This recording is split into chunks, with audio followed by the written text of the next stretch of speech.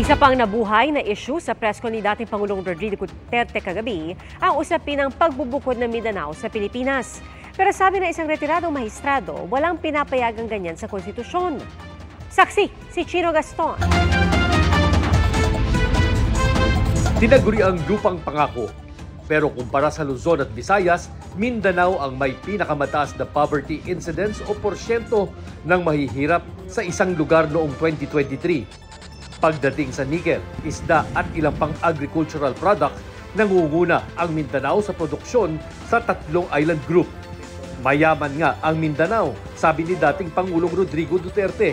At sa gitna ng kontrobersya sa People's Initiative, ayon sa dating Pangulo, may pinagugulong ang kanilang grupo na plano raw para sa secession o paghiwalay ng Mindanao mula sa Republika ng Pilipinas. Bebot ang pinapadala ko.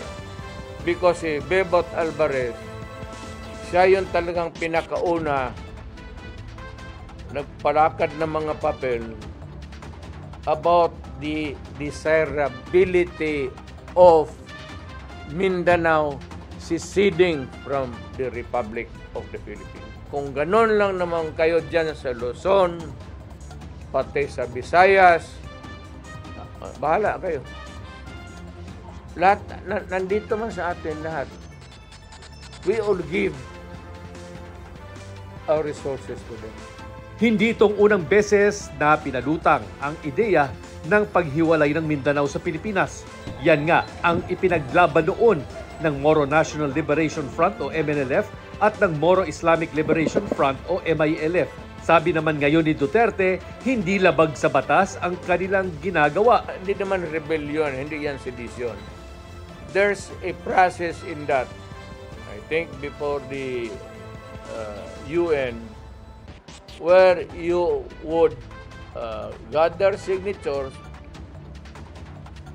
from all sorts in Mindanao, magpirma, verified, under oath, in the presence of so many people, decide that we want a separate.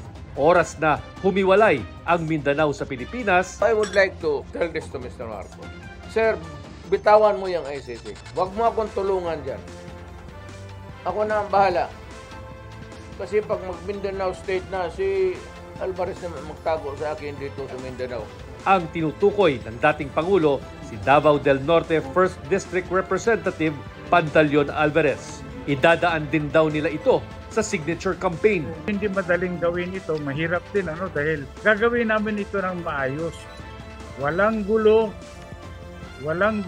definitely. Gagawin namin, kailangan kahit na mahirap gawin yung ikutan yung buong Mindanao para ipaliwanag sa lahat ng mga tiga Mindanao kung bakit namin ginagawa ito at bakit namin gagawin ito. Pero ayon kay retired Supreme Court Senior Associate Justice Antonio Carpio, walang probisyon sa saligang batas na pumapayag ibukod ang isang bahagi ng bansa mula sa national territory. This is just slogan. There's nothing to secede. Wala. That's against the Constitution. That's threatening the integrity of the national territory. Yabang lang yan.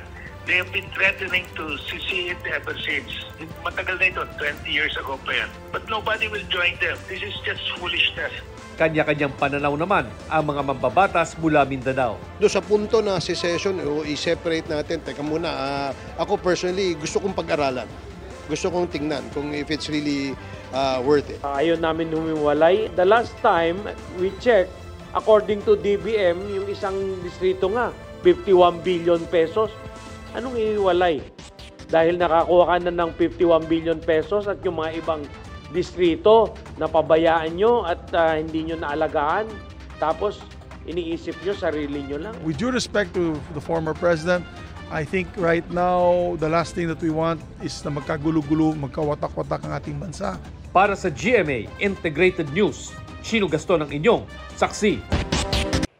Mga kapuso, sama-sama tayong maging saksi. Mag-subscribe sa GMA Integrated News sa YouTube at para sa mga kapuso abroad, samahan niyo kami sa GMA Pinoy TV at sa www.gmanews.tv.